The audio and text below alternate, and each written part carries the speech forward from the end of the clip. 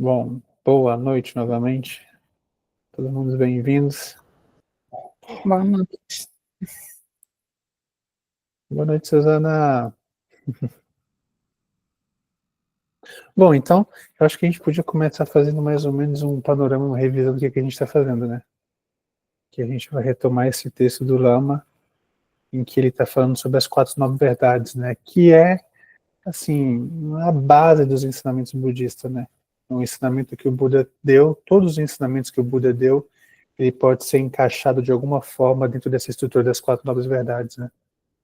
Aí então a gente começou contemplando a primeira nova verdade, né?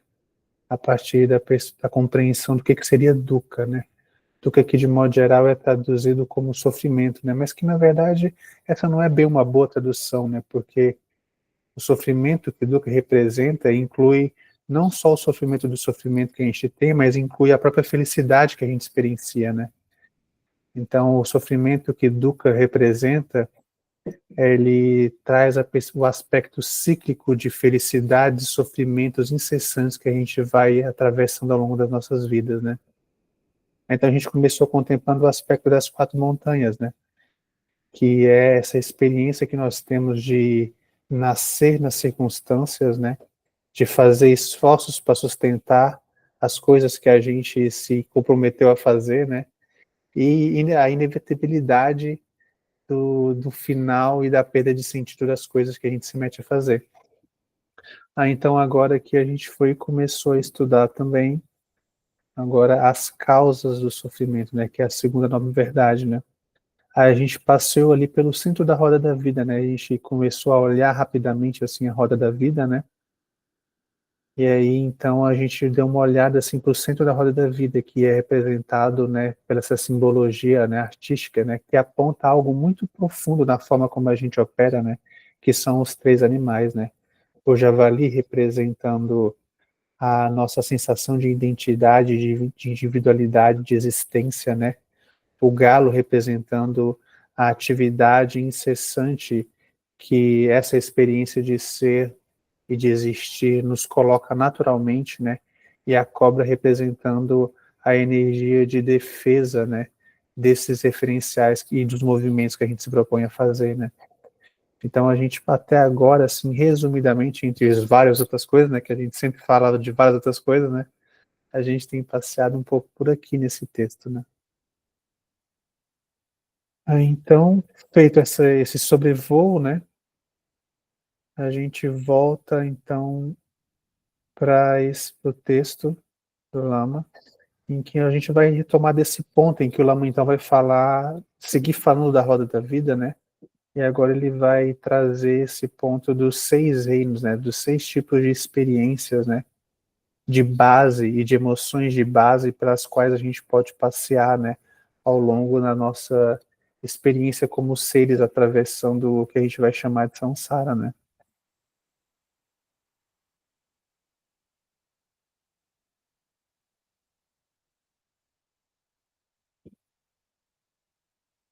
Então a gente vai retomar assim desse ponto, os 6 reinos ou os 6 tipos de surgimento, né. Então o Lama ele segue, né. Quando olhamos de uma forma mais detalhada, vemos que os javalis, ou seja, né, as nossas experiências individuais de existência, de identidades, né, têm 6 ambientes para surgirem. É como se o espaço interior formado pelas 4 montanhas fosse dividido em 6 secções ou em 6 andares, como se fossem 6 tipos de realidade completamente diferentes umas das outras. Acredito que melhor seria pensarmos que esses 6 ambientes coexistem, um dentro dos outros, na mesma área de base, né? Aí aqui na roda da vida, a gente vai representar como 6 reinos, né? Mas tem como a gente detalhar um pouco mais isso, né? Esses 6 reinos, como a gente vai ver, né? Eles têm os reinos inferiores e tem os reinos superiores. E esses reinos é a forma como nós experienciamos a realidade, né? A experiência de base que dá sentido ao ambiente em que nós nos movemos na vida, né? E a gente de modo geral, a gente tem um de base, né? Por exemplo, nós estamos aqui no reino humano, né? Mas dentro do reino humano, a gente experiencia todos os 6 reinos. A gente pode colecionar, assim, essa observação de ver como que a gente surge dedicado a fazer as coisas, daqui a pouco alguma coisa dá errado, a gente sente que tudo para a gente dá errado, que nada dá certo, que a gente não consegue fazer nada direito. Então nós estamos mais ou menos penetrando o reino dos seres famintos, dos seres carentes, em que a gente acha que nós somos incapazes, né? Aí daqui a pouco, como a gente se sente incapaz, a gente acaba aí ficando sem fazer nada. Então nós penetramos um pouco o reino dos animais, né? E nós ficamos entorpecidos, né? Sem interesse nenhum. Aí daqui a pouco a gente anima de novo, aparece alguma competição diante de nós, a gente se anima em competir alguma coisa, né? A experiência de competitividade e de disputa de poder é a base do reino dos semideuses, né? Aí vamos supor que a gente vença, aí a gente se sente glorioso, maravilhoso, a gente está no topo. Aí essa é a experiência dos deuses, né? E assim, então, a gente pode ir passeando pelos reinos todos, né? Aí então, são 6, né? Aqui nessa descrição rápida que eu fiz, faltou os infernos, né? Que é quando a gente se sente rodeado de inimigos e ameaçado em todas as direções, né? Então, esses 6 reinos, eles vão ser explicados de uma forma, assim, literal, grosseira, né?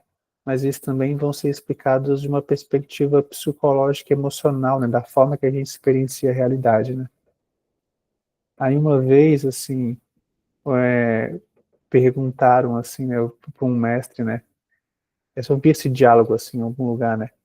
Perguntaram assim para eles, mestre, os 6 reinos, na forma como descreve, sabe? Os infernos, aqueles infernos todos, e os seres famintos, né, e os reinos dos animais tudo bem, a gente ainda vê os animais, né, aí os deuses todos, os semideuses todos, aquilo é real, aquilo é verdadeiro, aquilo existe de fato? Aí esse mestre ele respondeu assim, né, olha, aquilo não existe, aquilo é irreal, é ilusório, igual o nosso mundo. E aquilo fica uma coisa meio assim, né, ops. Mas aí a gente é convidado a contemplar, né, esse aspecto dos 6 reinos, mas ainda assim a gente descreve em 6, mas por exemplo, o reino dos deuses são vários reinos que vão ser descritos, né? Que vão totalizar, no final das contas, 33 mundos, 33 reinos, né? Aí essa é uma linguagem que eu acho maravilhosa de explorar, né? Que nós vamos vendo as formas como as bases que a nossa mente pode tomar para operar e perceber a realidade, né? Aí na base do reino dos deuses tem, por exemplo, o reino de Tushita, né? Que é o reino dos Bodhisattvas, cuja base é a compaixão, sabe? Então, as pessoas que estão operando a partir do reino de Tushita, do reino da compaixão, elas estão olhando a realidade e vendo como é que elas podem ajudar, como é que elas podem beneficiar as pessoas, né? Aí no reino anterior, que é o reino de Yama, né? É o reino do julgamento, sabe? Então é como se as pessoas estivessem olhando o que que a pessoa fez de certo e o que que ela fez de errado. E ela tivesse uma sensação de justiça, né? De que se você fez o que é certo, então você vai bem. Se você fez o que é errado, então você merece mesmo aquilo, os frutos do que você plantou, sabe? Então essa é uma base anterior. Mas isso está tudo no reino dos deuses, né? Porque a pessoa que está nessa posição de julgar, ela se sente acima, né? De modo geral dos seres, né? Aí, depois do reino de Tushita, tem o reino dos Nirmanas também, que vai ser descrito, né? Que são os seres que eles estão acima, por quê? Porque os Bodhisattvas, que são os seres de Tushita, eles estão movidos por compaixão, mas eles têm esse apego, assim, que as coisas, que os seres fiquem bem, que as coisas deem certo, né? E aí, quando as coisas não dão muito certo e não funcionam muito bem nas atividades que eles se propõem para trazer benefício dos seres, eles acabam sofrendo um tanto, né? Enquanto que os nirmanas, eles estão acima porque a alegria deles é simplesmente oferecer, sabe? Aí se aquilo deu certo, se aquilo não deu certo, não é mais com eles. Então eles oferecem, essa é a alegria deles, né? E assim vai ter mais alguns reinos dentro daquilo que a gente vai chamar de reino do desejo, né?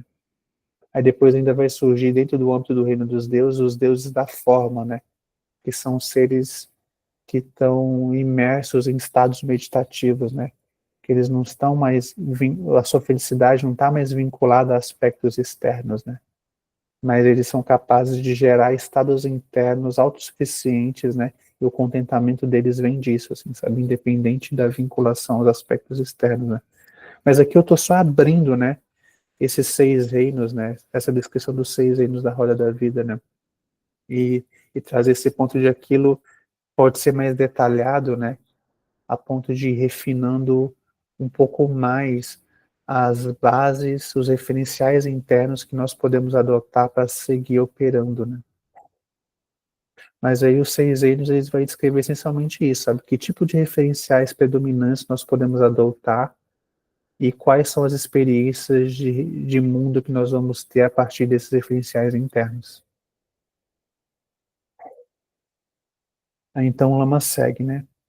Dentre essas 6 realidades, vai haver os javalis que estão dominados pela felicidade, pela infelicidade. Essa infelicidade inclui o medo e a raiva, que é o reino dos infernos. É a sensação de que estão sob domínio de uma situação negativa, onde tudo o que eles aspiram produz sofrimento, não lhes restando nenhuma esperança. Eles só têm medos e raivas. Existe uma vasta quantidade de seres presos dentro desse ambiente. Basta olharmos para a situação dos iraquianos hoje e podemos facilmente imaginar que muitos deles vivem essa experiência de sofrimento, essa experiência de inferno. Esse texto aqui ele é de 2002, 2005, né? Então aqui aquele era um assunto, o Iraque era um assunto na época, né? Hoje segue sendo um pouco, né? Mas a gente pode olhar, por exemplo, a situação dos seres que estão imersos em ambientes de guerra, né? Tudo que eles têm, a base da experiência deles é de medo e de raiva, né? Medo naturalmente, né? E raiva por estarem naquelas condições e por ver os outros seres atacando eles, né? A gente pode sair de ambientes de guerra também e olhar eventualmente algumas periferias do nosso país, né? Que a gente não chama de guerra, mas que vive como se fosse uma experiência de guerra, né? Mas também a gente pode olhar para nós mesmos, sabe? Nas situações mais simples, né? Quando a gente vê algum referencial nosso ameaçado, né? A gente fica um pouco assim, a gente tem essa experiência de medo, né? Ou de ataque a quem nos ameaça, e ou então uma energia heróica de tentar proteger de algum modo, né?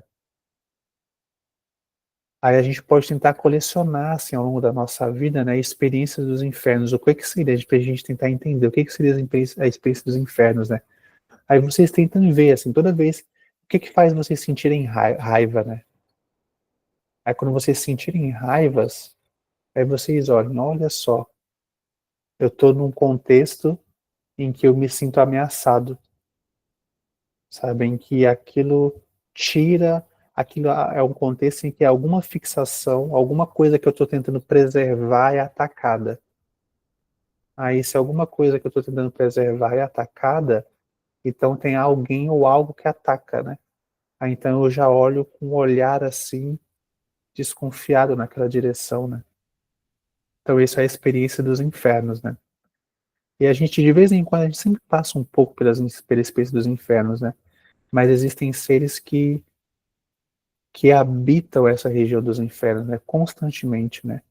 As pessoas, é muito comovente às vezes, são pessoas, a gente vai encontrar exemplos de pessoas que elas simplesmente não conseguem estabelecer relações positivas, né? Mesmo quando chega alguém tentando ajudar elas, elas acabam de algum jeito criando atrito com as pessoas que estão querendo ajudar, né? Então essas são as pessoas que estão operando com a base dos infernos, né? E mesmo a ajuda é vista como uma agressão, né? A gente vai ter aquele exemplo, por exemplo, dos cachorros muito feridos, né, e magoados, né, e tu vai tentar ajudar ele, eles acabam te mordendo, né. Eles estão nessa situação, assim, de tudo é uma ameaça, né, tudo eles estão com medo de se sentir ameaçados em todas as direções. Então isso seria essa experiência, né, de nós nos sentimos numa região numa condição em que tudo nos ameaça, em que os seres são um problema para nós, né? Aí isso é a experiência dos infernos. Aí os infernos é assim, sabe? Basta a gente ter uma fixação, sabe? Que o inferno está garantido. Ou seja, né? Em algum momento a gente vai ser convidado a passear pelos infernos, assim, sabe? Aí vamos supor que você tem uma casa. Aí pronto, o teu inferno já tá, já tem um inferno em potencial, porque, por exemplo, se você vai viajar, aí em algum lugar existe um inferno em potencial de que se alguém entrar na sua casa e destruir tudo e levar não sei bem o que, aí você já tem um medo correspondente, né? Aí você pode, se você tem um carro, né? Aí quando você estaciona, vamos supor que você não tenha seguro, né? Aí você estaciona e você sai caminhando carregando um inferno em potencial, que é assim, se alguém arranhar, se alguém bater, se alguém fizer não sei bem o que, né? Aí a gente tem, sempre carrega essa experiência assim, né? De estar olhando em volta, de estar cuidando para ver se alguém não vai fazer alguma coisa, né? E a gente vai carregando essa semente, esse potencial de ver as coisas como perigosas para nós, né? Para nossos referenciais. Aí a gente vai contemplando assim, né? Como é que os infernos surgem para nós. E é muito interessante também de ver que a experiência dos infernos, a gente pode pensar assim, né? Nossa, quem é que vai querer entrar nos infernos? Né? Por que as pessoas entram nos infernos? Aqui é uma condição horrível. Como é que as pessoas vão parar lá, né? Mas é interessante a gente contemplar que que a experiência dos infernos ela é um tanto magnetizadora, no sentido assim, sabe, de que a raiva e a luta e o ataque, ela tem uma energia pulsante, poderosa, sabe? Que eventualmente dá um sentido de existência para as pessoas.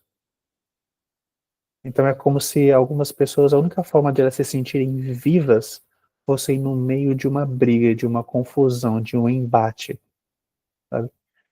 Aí aquilo dá uma experiência de vida para elas, tipo assim, se elas não estão no meio de uma confusão, elas se sentem um pouco otacas, assim, sabe? A gente vai encontrar pessoas operando dessa forma, né? Aí se você vai falar, por exemplo, uma pessoa que está habitando essa configuração interna, né? De ver tudo com raiva, com essa energia pulsante, se você fala de paz, de compaixão, de amor, de cuidado, elas vão rir, porque aquilo não faz nenhum sentido para elas, aquilo é coisa de gente fraca, aquilo é coisa de gente que não tem sangue, que tem sangue de barata, sabe? Então, as pessoas que estão habitando os infernos é como se elas estivessem magnetizadas por a energia pulsante que os infernos, que a experiência dos infernos traz. Então elas acham que elas estão certas, sabe? E a gente é que é trouxa, porque elas é que veem o mundo é um perigo mesmo, aquilo, as pessoas elas são más, e um está engolindo o outro, e o mais forte é que vai vencer, e quem não está vendo isso é porque é inocente, é porque é trouxa, sabe? Então existe essa certeza, essa confiança, e essa verdade, sabe? Verdade no sentido de que a pessoa experiencia aquilo e tem uma confiança de que as coisas são assim mesmo, né? Então os infernos, assim como todos os reinos, ele tem um brilho magnetizador, sabe? Que coopta a nossa mente, né? Aí se a gente for olhar, por exemplo, para o reino dos animais, né? Aquilo também tem um brilho magnetizador, né? Aí é só a gente olhar para um domingo à tarde, né? O dia oficial do reino dos animais, né? Aí você quer ficar deitadinho, né? Você não quer fazer nada, aí você bota ali uma Netflix, pega uma pipoquinha, e se alguém vier te chamar para fazer alguma coisa, aí você já cai nos infernos, né? Assim, não, eu não, eu só quero ficar aqui em paz, não venha me perturbar. Aí, então a mente de entorpecimento e de recolhimento, aqui tem uma magnetização, né?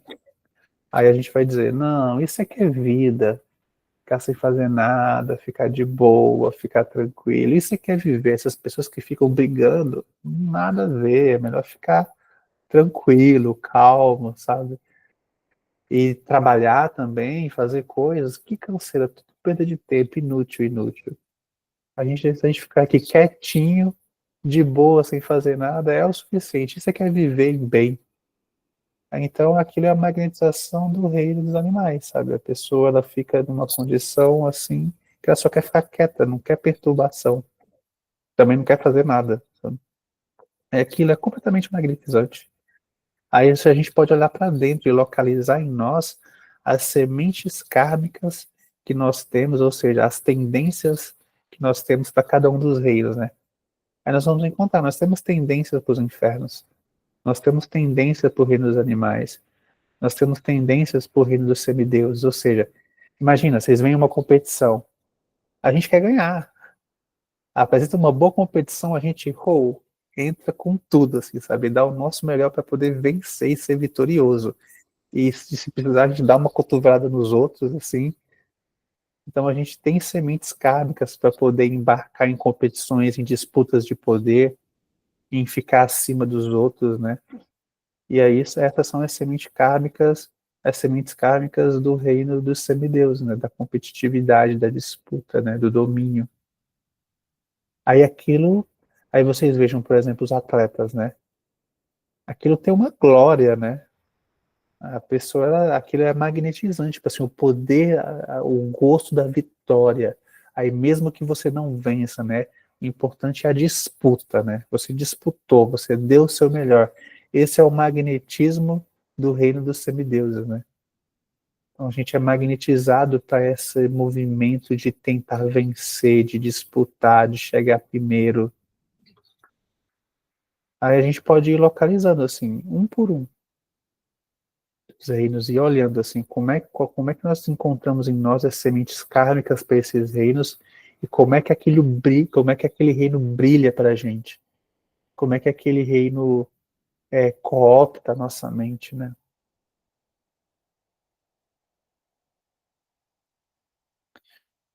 Então o Lama segue. Já em outra seção, tem os javalis que não estão sob o império do medo e da raiva, mas estão dominados por uma sensação galopante e invasiva de carência, que é o reino dos fantasmas famintos.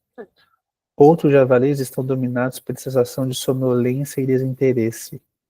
Existem muitos seres sonolentos, sem brilho e sem lucidez de como melhorar a sua própria situação, mas que felizmente não estão nem dominados por carência, nem por raiva, aflição ou medo.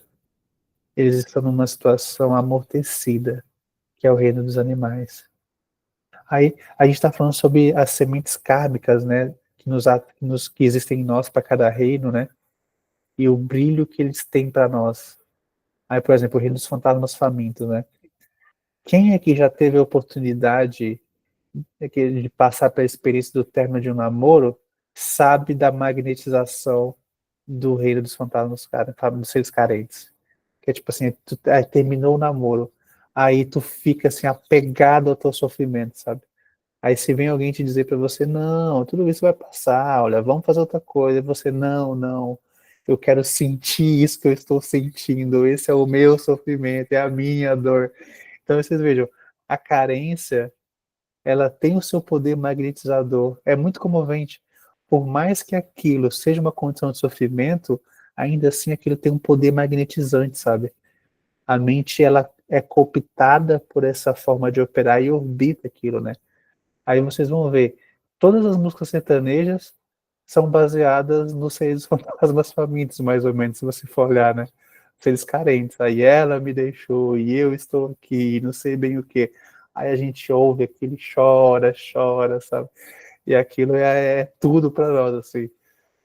Aí assim, a gente tem essas sementes kármicas, assim, para essas coisas, né? Eu não sei vocês, né? Eu tenho esses probleminhas, tinha esses probleminhas, tinha, né? Agora eu tô liberto disso, com certeza, né? Então, depois veremos outros javalis que não estão amortecidos, eles fazem esforços, mas esses esforços estão apenas dentro da experiência cíclica.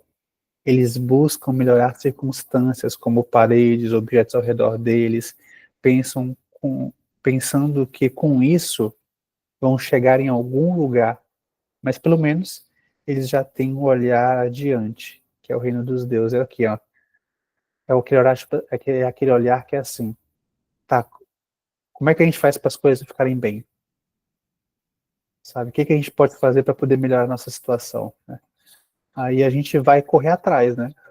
Essa é a experiência, essa é a frase que resume a experiência do reino humano, né? Que é tipo, se eu estou correndo atrás, sabe? Aí eu vou ter melhorando, aí eu trabalho um pouco, aí eu melhoro a minha renda, aí eu consigo uma casa, aí eu já preciso de um carro, aí eu já melhoro a casa, aí eu tô sempre assim, correndo atrás das coisas para tentar deixar as coisas bem. Eu tô sempre tentando equilibrar, né? Aí eu tenho que preocupar, eu estou preocupado com a previdência, né? Com a aposentadoria, eu preciso ter um plano de saúde, né? Eu preciso ter o seguro do carro, né? Era importante também ter um seguro de vida, porque vai ser humor, como é que fica a minha família, né? Aí então, daqui a pouco as crianças estão crescendo, eu preciso ampliar a casa, né? Aí é essa mente, assim, sabe, que está sempre olhando e vendo e concatenando, pensando como é que eu posso melhorar as coisas, né? Ah, cara, aqui tá com uma goteira, tem que resolver, né? Ah, não, aqui ali, essa parede já tá na hora de pintar, né? Ah, não, esse chão aqui a gente precisava limpar bem, dar uma boa encerada e etc, né? Então essa mente que ela tá sempre olhando e vendo como é que eu resolvo as coisas para, enfim, tudo ficar bem, né? É o reino dos humanos, ele é resumido pelo reino dos virginianos, assim, sabe? Dos capricornianos, né? São as pessoas que estão buscando resolver as coisas, né? Mas aquilo é muito comovente, porque por mais esforços que você faça, como o Lama disse, né? Dentro das quatro montanhas, as coisas são todas impermanentes. E aqui não tem fim. Aí você passa a vida inteira tentando equilibrar a vida e a vida nunca é equilibrável. Tem sempre algum prato, né? Pronto para cair, né? Tinha uma época que o Lama usava muito essa imagem, né, do equilibrista de pratos, né? Isso é coisa de circo, né? O pessoal coloca, tinha um palito assim, né? Aí o pessoal colocava um prato para rodar nisso, né? Aí ele ia pro próximo e girava o próximo. Aí ia pro próximo, girava o próximo. Aí quando ele estava no final, o primeiro já estava caindo. Aí ele voltava para poder girar mais. Aí o segundo também. Aí ele ficava assim, de lá para cá, girando todos os pratos para poder tentar manter todos eles equilibrados. Então, essa é uma forma de você apresentar o que é a experiência do reino humano, né? A gente está girando pratos para lá e para cá, tentando manter as coisas equilibradas, mas aquilo é só a gente parar de equilibrar que tudo desaba. Então aquilo é um pouco a experiência do reino humano, né? E aí a gente pode olhar essa semente kármica aí, muito presente em nós do reino humano, né? E como que aquilo nos coopta, né? É mais ou menos assim. A gente vê um projeto que vai dar certo, né? Então nós temos um projeto que é a nossa própria vida, né? A gente está tentando fazer a nossa vida dar certo, a gente está fazendo a gente funcionar, as coisas andarem bem para nós, né? Aí alguém te oferece um trabalho com um projeto, um cronograma, uma estratégia, e você fala, se a gente fizer certinho, vai dar certo, vai funcionar. Aí a gente se alegra quando aquilo funciona, passa mal quando aquilo não dá certo, né? Aí esse é o reino humano, né? A gente vai tentando fazer as coisas dar certo, um pouco dá certo. Ou um pouco não dá, e a gente se alegra, se entristece. E assim a gente rodopia na experiência cíclica, que é a experiência do reino humano também, né?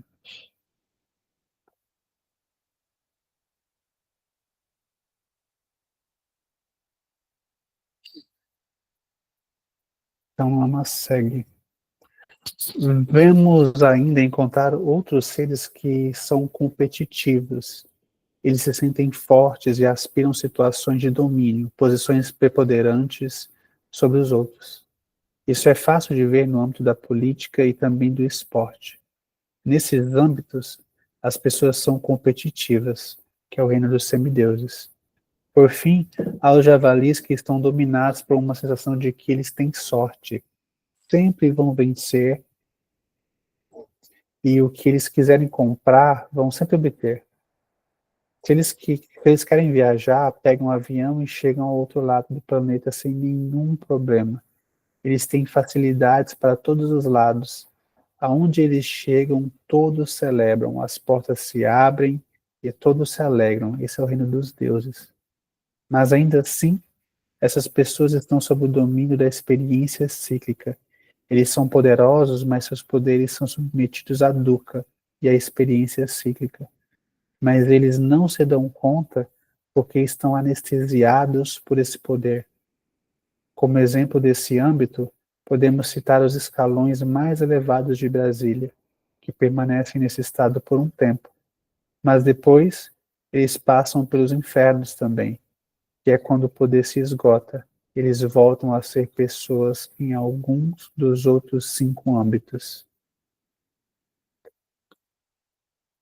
A experiência dos deuses é, é isso, né? A gente acha é fácil a gente encontrar a nossa conexão com a experiência dos deuses, né? Tá todos os reinos estão indo para os deuses, né?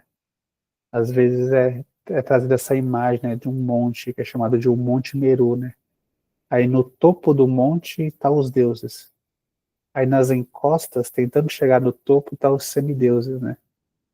Aí assim, perto da base estão os humanos e os animais, né? Aí tem a parte embaixo da montanha, né? Que aí tem os infernos e os seres famintos, né? Aí assim, nessa imagem, né? É como se todos os seres estivessem olhando para o topo, que são os deuses, né? Ou seja, todo mundo está aspirando, em todos os reinos, né? Essa condição favorável em que tudo dá certo, em que tudo é fácil, em que eles não têm que se preocupar com nada, porque está tudo bem já, né? Aí vocês vejam, os semideuses é isso, eles estão se esforçando para poder ser o melhor, e sendo o melhor, então eles têm todas as facilidades, mas a experiência que eles têm é de disputa, é de embate para poder chegar nesse lugar, eles não têm essa condição, né? Aí tem essa imagem maravilhosa, assim, né, que é retratada, né, que é como se, que é de uma árvore cujas raízes estão no reino dos semideuses. Aí essa árvore cresce e os frutos dela dá no reino dos deuses, sabe? Então os deuses colhem naturalmente os frutos, enquanto que as raízes estão nos seres disputando, que são o poder que é o semideus, né? Aí sempre tem esse olhar torto, essa disputa entre os deuses e os semideuses, né? Que os semideuses é que estão disputando, batalhando, cultivando com grandes habilidades, grandes coisas, enquanto que os deuses eles só desfrutam daquilo naturalmente, que tem uma facilidade natural, né? Mas aí então é como se os semideuses eles aspiram a essa condição de facilidade. Nós humanos, né, que estamos tentando fazer as coisas dar certo, é o que a gente quer. A gente quer que as coisas fiquem certas, né? Mas para isso a gente tem que trabalhar, dar os nossos pulos, né? Fazer os nossos corres, assim, né? Para poder a coisa funcionar, né? Aí os reinos dos animais também, né? Só que a visão deles de bem é um pouco mais estreita, um pouco mais obtusa, né? Enquanto que os seres dos seres carentes, enfim, eles eventualmente eles nem conseguem conceber o que é o estar bem, porque eles estão tão voltados para a sua situação de sofrimento, né? A mesma coisa com o reino dos infernos, né?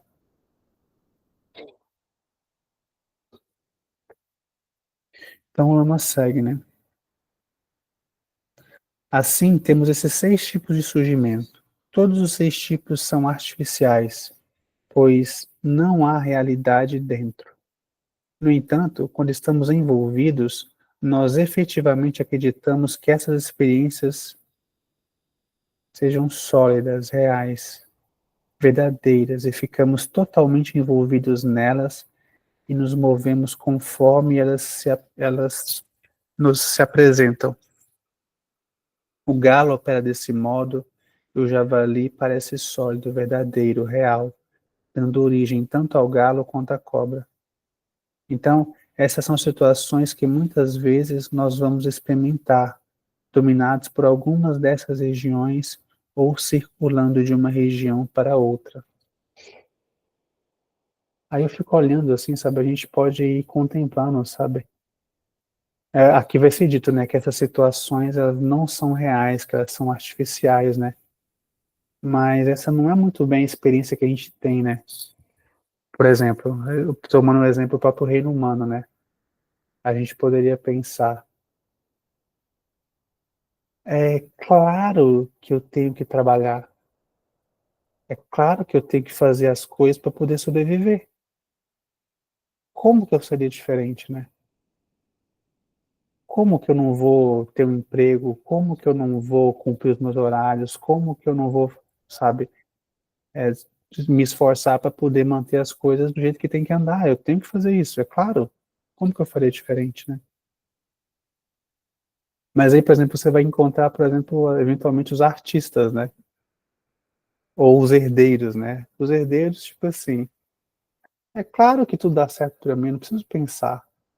Aí os artistas são assim, é claro, eu só expresso a minha gloriosidade natural, né? Faço as minhas coisas e aquilo dá certo, aquilo funciona, né? Mas aí vocês vejam, a gente habita o mesmo mundo, mas nós temos experiências de realidades diferentes. Umas a gente tem que ter um emprego, tem que ter o trabalho, tem que ter uma rotina, enquanto que no outro a gente até pode fazer coisas, mas a gente não faz as coisas de uma base em que a gente precisa e que a gente tem que se esforçar para poder fazer a coisa dar certo. Aí tudo isso a gente pode dizer, né? É claro, tipo assim, um tem muitos recursos, né, e o outro não tem muitos recursos, né? Aí esse é um argumento válido, completamente verdadeiro, tá certo, é assim. Mas em contrapartida, por exemplo, você vai encontrar os praticantes. Os praticantes pensam na experiência dos deuses, assim, né? Aí vocês vão ver, são seres mendigos, sem posses, mas que eles têm uma experiência de felicidade e bem-estar natural, independente de posses.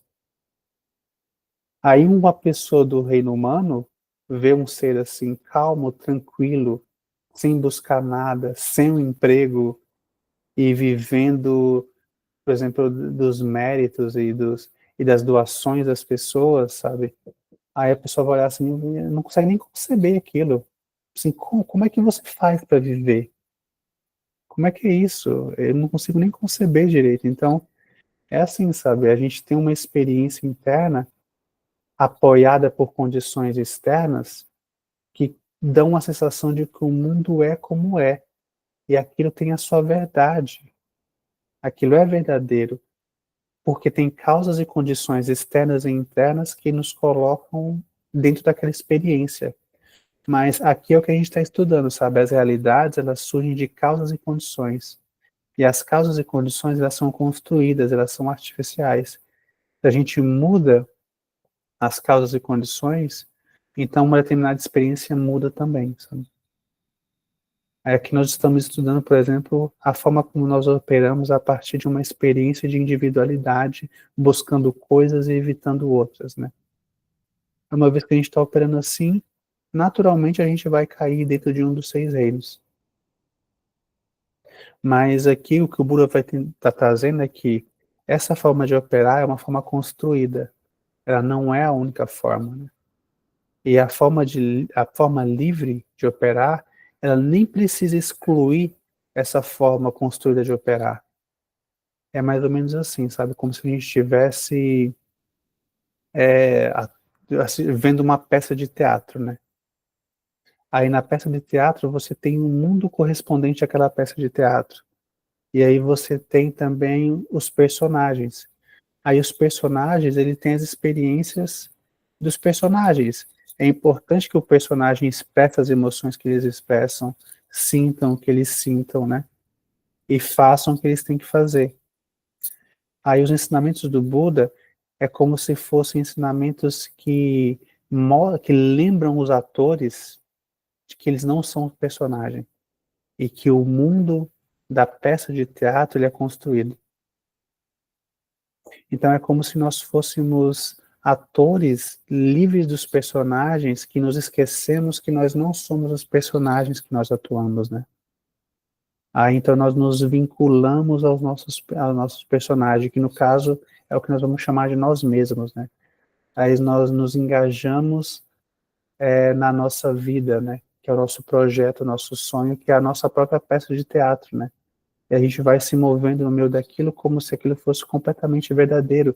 E de fato é, no sentido de que tem sua pulsividade, tem o seu brilho, tem sua causalidade, tudo operativo, tem suas urgências, né? Mas aí eu imagino que todo mundo em algum momento já teve essa experiência de estar diante de uma situação completamente real, sólida, verdadeira, aí de repente algum clique acontece e de repente aquela situação que tu via como concreta, sólida, se apresenta de um outro modo. Aí uma vez, por exemplo, eu lembro de uma vez uma pessoa perguntando pro Lama, né, falando sobre como é que você fala desses ensinamentos de vacuidade, né, de ausência de densidade, de realidade das coisas, para pessoas que estão em situações carentes e muito difíceis, né? Aí o Lama ele respondeu assim, para essas pessoas, você não fala sobre vacuidade, sobre irrealidade das circunstâncias, você mostra para elas. Aí ele trouxe esse exemplo de que, assim, como é que tu mostra para elas? Tu vai lá e faz ações que mudam a realidade. Aí tu cria algum projeto que coloca as pessoas engajadas. Aí, de repente, aquilo, a realidade muda, né? Aí, ou seja, a realidade que antes era difícil, por causas e condições que tu mexe, se transforma, né? Aí o mesmo lugar, com as mesmas pessoas que tinham uma determinada experiência, viram um lugar melhor, por causas e condições que tu mexeu, né? Aí tu vai dizer, é isso, a realidade ela não é fixa, ela é completamente mutável, a gente pode ir mexendo nela, né?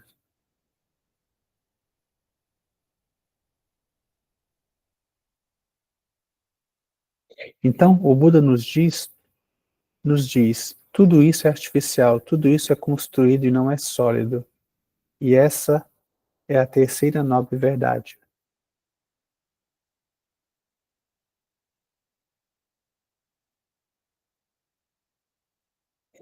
Então aqui, né, a gente passeou rapidamente pela segunda nobre verdade do Buda, né? Que é as causas de dukkha, né? Mas aqui foi uma passagem simplificada, né? Por exemplo, a gente não olhou aqui os 12 elos da originação dependente, né? Porque a roda do vida ela é representada assim, né? Tem o núcleo, que é os três animais, aí tem um aspecto cíclico da existência, né? Aí tem os 6 reinos e tem os 12 elos. Aí aqui o Lama, ele resumiu um pouco a segunda nobre verdade, né? Apresentando os 3 animais e os 6 reinos, né? Essas 6 bases de experiência, né? Mas aí, né, para a gente não ficar muito perturbado, né, finalmente, né, a gente que ficou tanto tempo contemplando as 4 montanhas, né, e falando do sofrimento e de causa do sofrimento, aí vem a boa notícia, né, que é a terceira verdade, que é a liberação é possível.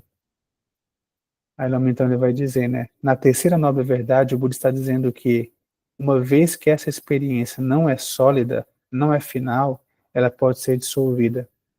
Essa é uma notícia muito boa, muito otimista.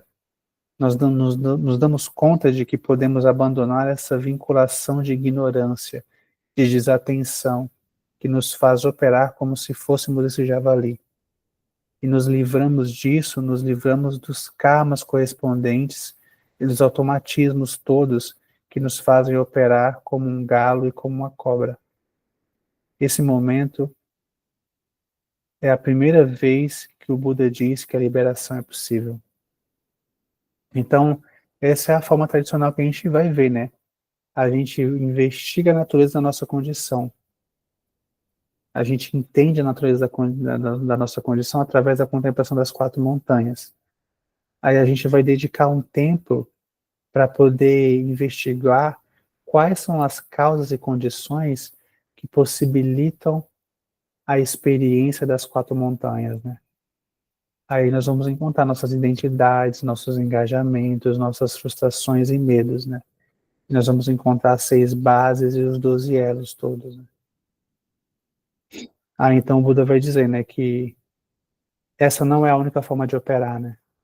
A gente não precisa operar como um ser buscando coisas e evitando outras dentro de um determinado ambiente. Existem outras formas de operar, e essa é a boa notícia, né? Aí a gente pode começar a ficar interessado, né? Tudo isso aqui, ela é antes é motivação, é o desenvolvimento de uma compreensão adequada sobre a natureza da nossa condição. Porque, por exemplo, a quarta nova verdade é a verdade do caminho da liberação, né? Aí, para a gente poder entrar no caminho, que é o remédio, né? A gente precisa entender a nossa doença e entender que a cura é possível para a gente poder se interessar pelo caminho, né? Então, até aqui, primeira nova verdade, segunda nova verdade, terceira nova verdade, é tudo pré-requisito para a gente ter uma base adequada, uma motivação adequada, uma energia para poder se dedicar ao caminho, né? que é a quarta nova verdade, né? Aí aqui, depois de a gente olhar exaustivamente, tristes, cabisbaixos, sem vontade de cantar uma bela canção para a primeira nova verdade, para a segunda nova verdade, né? Aí vem a boa notícia, né? Então, quando o Buda diz que a liberação é possível, podemos nos perguntar, mas e as quatro montanhas? Entendemos então que as quatro montanhas são atributos do galo, da cobra e do javali. Entendemos que nós, enquanto natureza mais profunda, não estamos submetidos às quatro montanhas. No entanto, enquanto nos vemos como javali, vemos que surgimos na identidade com o corpo, na identidade com a forma, com uma forma de ser, né? Isso representa a montanha do nascimento. Essa identidade com o corpo e com as nossas identificações virtuais de relações com o mundo precisam ser sustentadas. E essa sustentação é a montanha da vida. Mas ainda assim, tanto as identidades de relação quanto o nosso próprio corpo, eles entram em decrepitude, que é a terceira montanha. E naturalmente chegam diante da quarta montanha, que é a morte. Então, para que haja realidade nas quatro montanhas, é necessário ver realidade no javali. Se ultrapassamos nossa conexão com o javali, então ultrapassamos a conexão com as quatro montanhas. E assim, a liberação é possível. Então, aquilo não é apresentado de uma forma meio simples, né? Mas em outras palavras é mais ou menos assim. A forma da gente se liberar da experiência das quatro montanhas do sofrimento é a gente reconhecendo que nós não somos nós mesmos. Em uma outras palavras é mais ou menos assim, já. Então o caminho, o treinamento, ele vai surgir nesse sentido, assim. Como é que a gente vai aprendendo a reconhecer que, embora nós tenhamos a sensação de nós, essa sensação, ela é uma sensação delusiva. É delusiva no sentido assim, sabe? De que aquilo tem uma operatividade, mas o fato de ser operativo não significa que aquilo é verdadeiro. Por exemplo, né? A gente tem a experiência delusiva todos os dias de que o sol nasce e de que o sol se põe. E aquilo é completamente operativo. A gente vai olhar o sol nascer e vai ver o sol se pôr. É assim mesmo. Mas aquilo é uma delusão. Porque o sol não nasce nem se põe. Aquilo é uma experiência que dentro de uma visão condicionada nós temos, né? Mas dentro de uma visão mais ampla a gente vai ver que o sol não nasce nem se põe. A Terra está girando, né? Então o nosso desafio é um pouco mais ou menos isso, sabe? É atravessar e superar a delusão do eu. A delusão de que nós somos nós mesmos e a delusão de que nós temos alguma coisa para obter em algum lugar, sabe? E aí o fato de nós atravessarmos a delusão, isso não oblitera a operação do eu. Então a gente pode naturalmente, assim, a gente pode começar a ficar preocupado. Ah, tá bom, se eu tiver liberação, o que acontece comigo, né? Essa é uma preocupação, assim, é tipo um personagem de uma peça começar a se perguntar, quando a peça acabar, para onde é que eu vou? Sabe, aquilo é uma coisa mais ou menos assim, tipo, se aquilo nunca existiu de fato, né? Então essa preocupação é uma preocupação estranha, mas que para nós que estamos identificados com nós mesmos, né, com nossos personagens criados, aquilo surge como uma preocupação verdadeira, né? Mas aí a nossa prática, ela vai surgir nesse sentido, assim, sabe? Enquanto eu vivo como eu, cheio de projetos, eu não consigo escapar da experiência das quatro montanhas, porque o que tem é isso. Mas o convite é que a gente consiga reconhecer, enquanto vive a experiência das quatro montanhas, enquanto nós operamos como nós mesmos, reconhecer que nós não somos isso, reconhecer o aspecto construído e extraordinário e mágico, que é o fato de nós surgirmos como nós mesmos e buscarmos coisas e as realidades todas surgirem com uma causalidade operativa, com senso de urgência, com brilho, com interesse, com energia.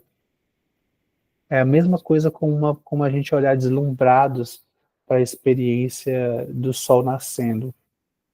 A gente vai dizer, uau, que magnífico, que extraordinário, mas delusivo.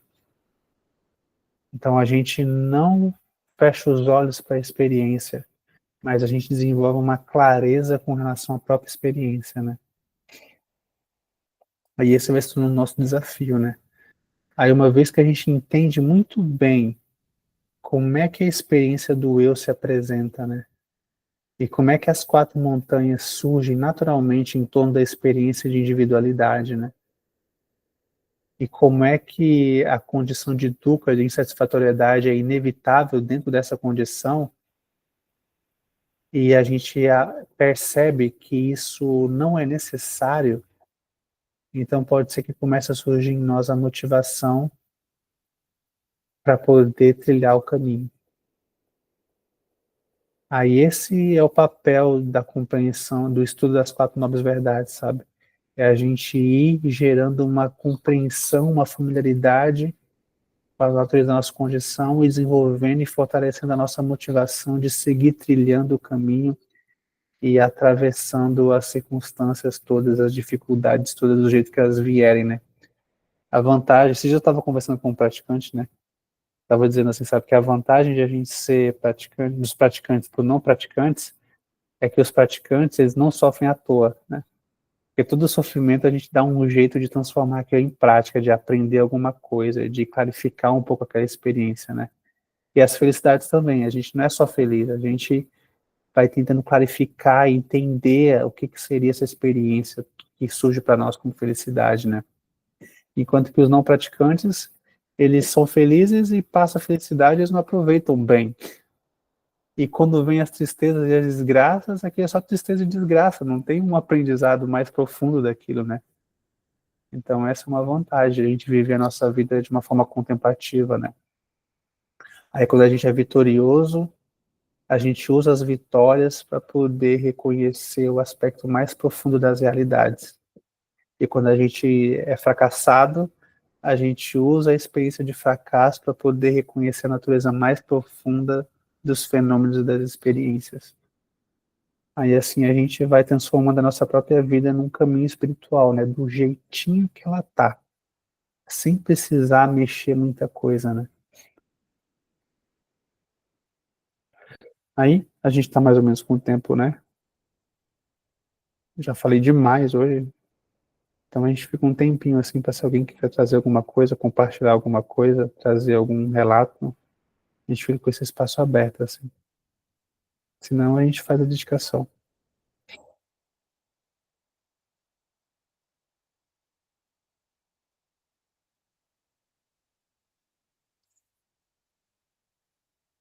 Oi, Renato, tá me ouvindo? Sim.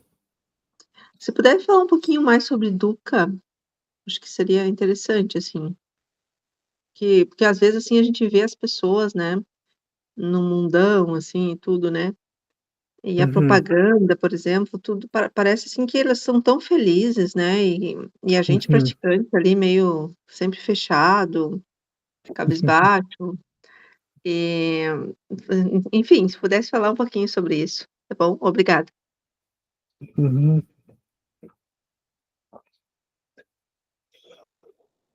Bom, a experiência de Dukkha é mais ou menos assim, toda felicidade condicionada, ela dura um tempo, e aí termina. E de modo geral, o tempo que ela dura é muito menor do que o esforço necessário que a gente faz para que elas permaneçam. Aí acho que nesses últimos encontros a gente estava comentando, né, por exemplo, vamos supor que tu vá tomar um café, né? Aí o esforço que tu tem que ter para poder fazer o café dura muito mais tempo do que o prazer que tu tem tomando café. Aí vamos supor que tu vai fazer uma viagem, né? Aí o tempo que tu gasta acumulando recursos e percorrendo trajetos, de modo geral, é muito maior do que o tempo que tu tem desfrutando a experiência que tu tá querendo desfrutar dentro do ambiente que tu fica. Aí tu fica um tempinho no ambiente, aí tu fica, uau, que maravilhoso. a pessoa tem que se mover. Então, a experiência de Dukkha, ela é um pouco isso, sabe? A gente sempre tem que estar se movendo.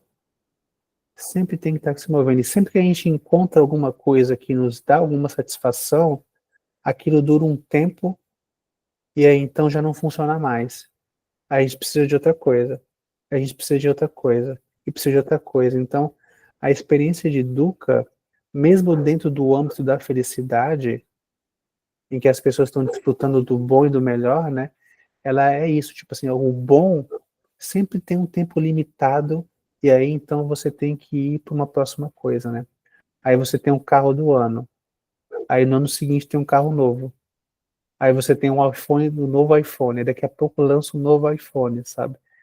Aí você tem que cuidar do seu corpo, aí você tem que cuidar da sua alimentação, você tem que cuidar da sua aparência, você tem que cuidar das coisas que te fazem feliz. Por exemplo, vamos supor que você tem alguma coisa que te dá muita felicidade, seja ela qual for.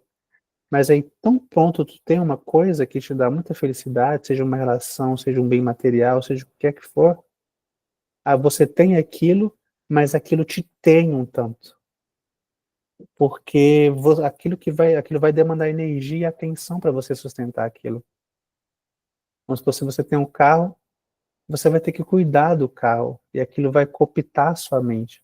Se você tem um relacionamento, é um esforço danado para tu manter tu precisa sempre alimentar aquilo e fazer coisas juntos, inventar coisas para fazer e cuidar como é que o outro tá, como é que o outro não tá, né? Se ele tá bem, tu tem que se alegrar com ele, se ele tá mal, tu tem que ver como é que tu vai ajudar. Aí qualquer coisa que acontece com o outro, aquilo te afeta um tanto, sabe? Então aí a gente tá falando de uma coisa positiva, que é um relacionamento bom. Mas mesmo num relacionamento bom, tu tem isso, sabe? Aí tu tem um emprego maravilhoso, né? Que tu faz coisas incríveis. Mas o que que são um emprego maravilhoso que tu faz coisas incríveis? É tu tá o tempo todo fazendo coisas para que alguma coisa aconteça, né? Aí tu sempre tem que acordar todos os dias, aí tu escova os dentes, aí tu toma banho, aí tu come, aí tu vai para algum lugar fazer alguma coisa. Aí, na melhor das hipóteses, aquele que tu fez deu certo. E aí tu te cansa. Aí tu tem que descansar, tem que te alimentar, tem que comer, dormir. Aí vamos supor que tu nunca adoeça. Ainda assim, tu tem que manter o teu corpo, tu tem que cuidar da saúde, tu tem que manter a forma, tem que se alimentar direito. Então a experiência de Dukkha, ela está relacionada a isso, sabe? De que a gente tem o tempo todo que está fazendo algum esforço para poder seguir existindo, e todas as satisfações que a gente tem, aquilo dura um tempo e termina. E a gente precisa de renovar aquilo. E não tem nada prazeroso que em excesso, se a gente teimar, que não fique amargo, que não fique ruim, que não gere um dissabor, nada. Aí você pode ver, tipo, nada em excesso, tu, vamos supor que tu encontra uma coisa muito boa. Uau, isso é maravilhoso. Aí tu quer ficar sempre maravilhado com aquela coisa, aí tu fica com aquilo o tempo todo. Aquilo perde o efeito, ou aquilo começa a te fazer mal, sabe? Aí é isso, é a experiência de Dukkha, sabe? Não tem um prazer condicionado que em excesso não te faça mal, que não perca o efeito. Aí você tem que ficar o tempo todo caminhando para lá e para cá, mendigando condições favoráveis. Aí você pode olhar para as pessoas que estão em condições super boas, né? Aquilo é passageiro. Pode ficar calmo. Tem essa história do Buda, né? Essa história mítica, assim, né? Mas aquilo é assim, né? O Buda, ele foi visitar um rei, que era praticante, cuja rainha não gostava muito do Buda, né? Porque ela tinha a sensação de que o Buda tirava o rei das coisas que ele tinha que fazer, sabe? Práticas, e ficava falando sobre coisas nada a ver, assim, com ele, né?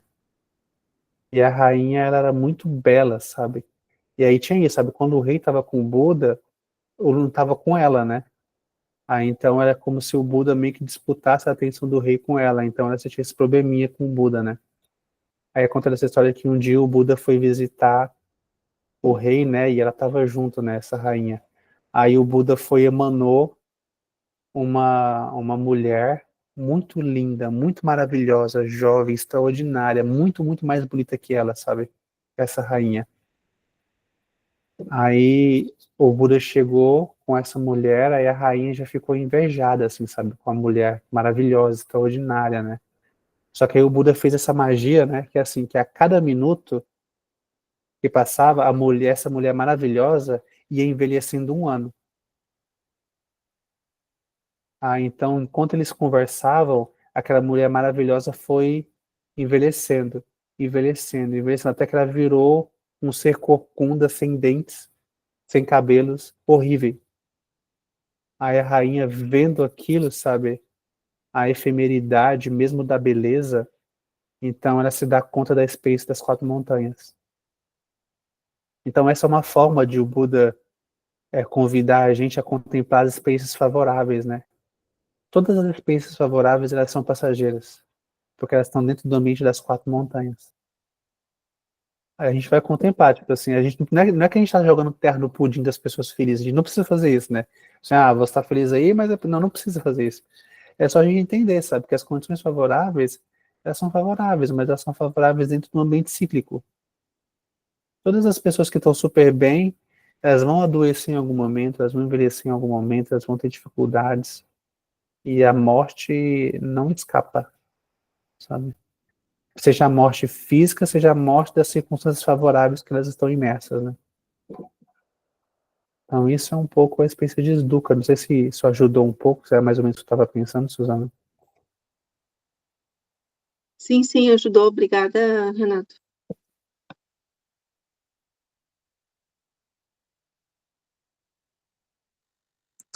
Eu queria comentar, não sei se alguém mais vai comentar, mas... Por favor. Não, muito bom, Renato. Sempre bom rever sobre a questão da roda da vida, os diversos aspectos, né, que estão ligados a ela, e como a gente tem, como praticante, né, como tu colocou, ter essa atenção para as coisas, experiências que a gente está vivendo, né? Uhum, Então, ser atento a esses estados mentais. Ou até vocês falou muito da questão do reino do inferno, reino uhum, dos infernos. E ultimamente eu me vejo muito em fases que eu caio nele, né? Porque a gente uhum. cai, né? No reino dos semideuses, deuses, É. no inferno, enfim. E atualmente eu estou passando uma situação familiar bem complexa, assim, com pessoas que infelizmente não posso confiar muito. Então, Uhum, querendo ou não, eu entro naquele conflito que é quase como uma guerra, né? Entre é. e partir para um movimento, partir para uma situação não tão agradável, mas aí Uhum, também é aquela coisa meio do budeirado, tu precisa agir também, né, em certos é. momentos, né? Tu não pode deixar que também faça o que bem quiser contigo, mas querendo ou não, teu estado mental, ele acaba caindo, né? Acaba baixando para uma sintonia não tão boa. Uhum, Mas igual é essa visão atenta, né, de como a gente pode olhar para isso, e entender, não, isso é só um estado que eu tô agora, né? uhum. Daqui a pouco busco esse meu equilíbrio e, enfim, é como tudo passageiro e é isso. É. Eu acho muito. O Buda, ele vai trazer esse ensinamento sobre as 4 formas de ação, né? Aí elas incluem a ação irada, como tu trouxesse, né? Aí a ação irada é isso, tipo assim, ela é uma ação energética, mas ela não tem uma raiva. E por que que não tem uma raiva? É porque existe uma clareza de que o outro não é aquilo e que nós não somos aquela vítima que sofreu aquilo. E nós temos uma clareza de que o que está acontecendo ali é um conjunto de referenciais automatizados que precisa ser interrompido, cortado. Então a não raiva que existe na ação irada, né, que é uma ação energética, ela vem dessa não identificação com aquela história. Ela vem com essa clareza de que nós não somos aquele personagem, que o outro não é aquilo. Então nós somos convidados, né, como praticantes, né? Aí tudo bem, essa é a informação que a gente tem, né? Mas aí quando a gente está na situação, a gente se sente com raiva, porque a gente não está livre. A gente se vê com raiva. Aí vem a vantagem que eu estava comentando de ser o praticante, que é assim, a gente não desperdiça. a raiva que a gente sente, né? Aí a gente pode, por exemplo, treinar o reconhecimento das 5 sabedorias na experiência da raiva. Aí, por exemplo, como é que tu pode tentar fazer isso? Tu olha para ti mesmo e tu vê essa energia pulsante da raiva direcionada para o outro. E a situação toda.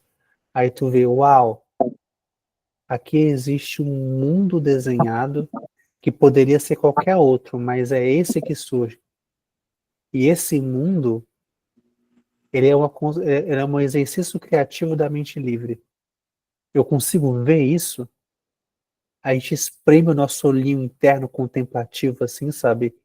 E aproveita para ver se a gente consegue. Se a gente conseguir ver, errou. Se não, a gente segue tentando. Essa é a nossa prática. Aí é assim que a gente não desperdiça a experiência. Aí você vai vendo, olha só, dentro desse mundo eu tenho essas sensações pulsantes, essas energias assim, sabe? Aí tu vê, uau, isso é o exercício da mente livre penetrando um conjunto de referencial e saboreando determinada configuração de energia. Eu consigo ver isso? Aí você, se tu vê, ou se tu não vê, tu chega olhando, mas aí tu vai aproveitando a experiência, né? Aí tu vai vendo, tipo assim, a mesma coisa que tu vê pra ti, tu vê pro outro também, né? E não só experienciar, né, mas daqui a pouco também canalizar essa energia, né, para É, coisas que são mais importantes, sejam melhores, entendeu? é. É isso, que tu pode desenvolver essa habilidade. Tipo assim, eu consigo desenvolver um grau de afastamento dela, ou eu tenho que ser escravo dela? A liberdade frente a ela é possível ou não? Aí tu vai desenvolvendo essas habilidades. É possível pegar essa energia que é condicionada, que é automatizada, e transformar ela em outra coisa? Ou é necessário transformar ela em outra coisa? É possível simplesmente pensar ela sem ser escravizado por ela? Então, essas são as coisas que os praticantes vão fazer. Aí assim a gente vai aproveitando as experiências de raiva, as experiências dos infernos, né? Porque uma vez que a gente não consegue evitar, é melhor não ficar se julgando e aproveitar, sabe? Poder tirar aquilo, né? Aí tem essa linguagem que é dita, né? Que os dharmas são os dharmas, né? Aí o dharma, né, é a aparência, né? Com D minúsculo, né? Aí a aparência, que por exemplo é o reino dos infernos, se transforma nos dharmas com D maiúsculo, que é o ensinamento. Então é assim que a gente transforma os dharmas em dharmas. A gente pega a experiência que a gente está vivendo, desde aquela tarja que a gente não consegue escapar, aí a gente liga o nosso olho interno de praticante, né? E tenta clarificar aquilo, né?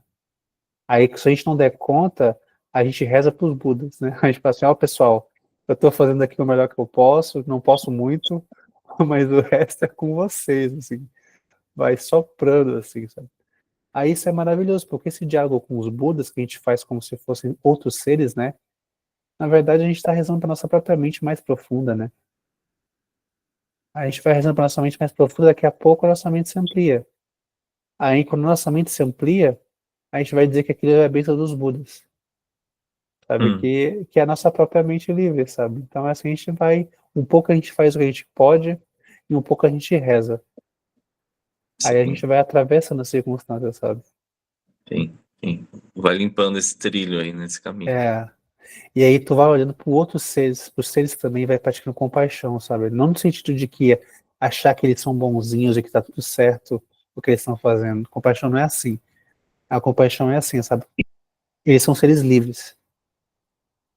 A natureza da mente deles é livre, eles podem construir mundos quaisquer, diferentes realidades. Mas de todos os mundos possíveis, eles poderiam construir, eles constroem esse mundo de dificuldade. Aí você vê que comovente. Não precisava, mas eles estão fazendo isso. E não só Uhum, estão fazendo isso, como não veem outra possibilidade. sim, Aí sim, aquilo é muito comovente. Aí tu vai vendo aquilo, sabe? Uau, a mente ela é livre, pode construir diferentes coisas, mas entre as diferentes coisas que pode construir, esse ser, karmicamente, por limitação, constrói isso. Que comovente. Isso é compaixão, sabe? Compaixão é isso, tu reconhece a liberdade do outro frente a um condicionamento estreito que ele próprio gera. é, eu, mas dá para usar mil exemplos, né, sobre esse Aham, assunto, mas mais recentemente eu tive uma experiência de trabalhar num clube de futebol. Uhum. Assim, para mim foi uma total, vamos dizer, contradição, assim, né, um conflito em muitos momentos, porque para mim eu vejo como um total maia, né, é aquilo tudo, é Aham. aquela fixação enfim, num símbolo, num time, numa coisa que quase que justifica a vida de muitas pessoas, né, Uhum. e Não é e é uma maravilhoso? não, exato, eu ficava olhando, mas nossa, como é que é possível? É, Consegui simplificar tanto, assim, a vida nesse é, aspecto, né. Mas pra mim não era assim. Eu só aham, olhava e pensava: Que loucura". é. Aí os Budas olham pra gente e falam a mesma coisa, sabe? Assim, uau, a pessoa tá achando que a vida dela, o projeto da vida dela é tudo. Aí eles olham, Sim. não, isso não é. Aí vai surgir Uhum. exemplos assim, sabe, de que o universo inteiro cabe na ponta de um fio de cabelo, sabe, no sentido de representar a estreiteza que era a nossa experiência de mundo, sabe? Essas são as visões dos Budas, né? Aí aquilo é mais ou menos a gente olhando para as pessoas lunáticas do futebol, né? Então, Sim, nossa, que viagem dessa pessoa. que A viagem. sério mesmo é a nossa vida, né? Ops, só que não, né? É, é isso. Então tá bem, obrigado, querido, obrigado, pessoal. Vamos fazer dedicação, então.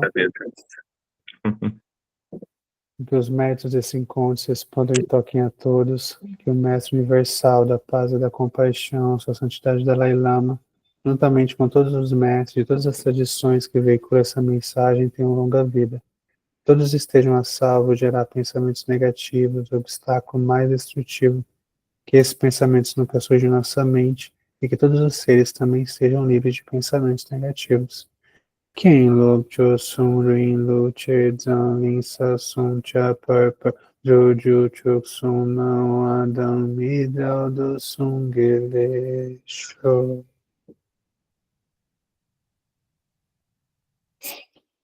Boa noite, Gratidão.